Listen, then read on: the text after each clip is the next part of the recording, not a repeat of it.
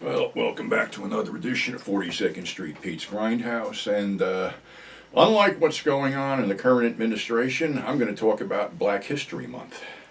And in talking about Black History Month, how about I talk about a few of the guys that basically stood up and said, enough is enough. And that takes me back to professional wrestling. Back in 1957, to be exact, in Memphis, Tennessee, with a wrestler named Roscoe Sputnik Monroe, who was a big draw down there, but segregation worked down in Tennessee, where basically the white fans got to sit ringside on the floor and the black fans were confined to the balcony. And Roscoe didn't like this. So one night he was on his way to a show and he was tired and he stopped at a gas station and picked up a black hitchhiker and asked him to drive him to the arena. Well, when he got to the arena, there was a little bit of a uproar because of what was going on, so Roscoe put his arm around the guy and kissed him on the cheek, inciting the crowd even more. Then Roscoe would frequent black bars dressed up in a purple robe, carrying a diamond stick cane, and would get arrested for a stupid crime called mopery. Look that up.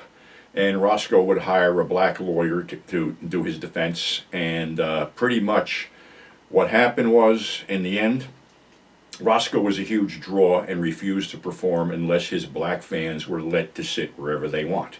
Prior to that, he would always get into the ring and go like this to the black crowd and have them cheer for him. So basically, him taking a stand and refusing to fucking go on unless his fans were given what they wanted broke the segregation barrier down there. Let's go back to 1967, I think it was, or in the early 60s, there was a huge race riot in Detroit. Over 40 people were killed, blocks were burned to the ground, buildings were destroyed, businesses were ruined. It was a city in crisis. And the main promoter out there was a guy named Ed Farhat, otherwise known as the Sheik, the original Sheik. And he always identified with minorities because he was from the Middle East and was sort of like not really liked at the table, so to speak, with the NWA, National Wrestling Alliance promotion. So after these riots had stopped, he did something as a gift to a broken city. He had a lifelong friend and rival named Bobo Brazil. And on a given night, Bobo Brazil beat the Sheik in a Texas death match for the United States Heavyweight Championship. And whether you were black and whether you were white, you all cheered for Bobo because he was going on against the evil Sheik, the worst villain in the territory at the time. And by the Sheik doing that, he sort of brought together the city a little bit. And that's something else. Another wrestler, Blackjack Mulligan, Big Bad Blackjack Mulligan, was doing a tour down in South Africa against a wrestler named Jan Wilkerson, who was a racist, who was an apartheid lover. And the blacks down there were walking up to Blackjack and going, Mr. Jack, you got to beat this guy.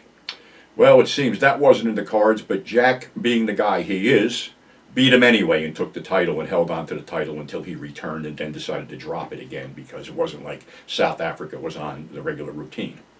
So there's 3 professional wrestlers who basically stood up for what they believed was right. And then we go back to, we want to keep in wrestling. There was a black wrestler, football player, who became probably the first black superstar, Woody Strode, who was a football player first, professional wrestler second, and then segued into acting. And his early roles were like he was the mute slave in Genghis Khan and John Wayne's guy in The Man Who Shot Liberty Valance. Well, on The Man Who Shot Liberty Valance, there he had met Lee Marvin, who would become a real close friend and a great influence on Woody. Woody, Lee, Robert Ryan, Jack Palance, and Burt Lancaster were all cast in this movie called The Professionals, another action movie. And Lee told Woody, do the role with just your vest on, because Woody was always in great shape. He was one of the greatest physical specimens out there. So basically, with Woody just wearing the vest, the camera stayed on Woody.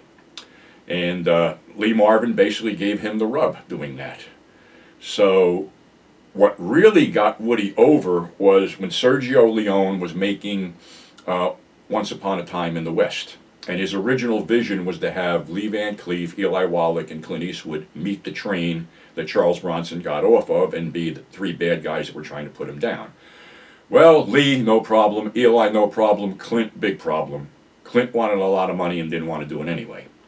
So basically, Sergio got Jack Elam, Al Mullock, and Woody Strode to be the three there.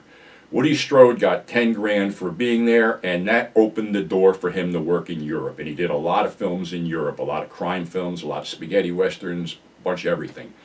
So basically, Woody worked up until his death, and he was about 80-something when he passed away from lung cancer.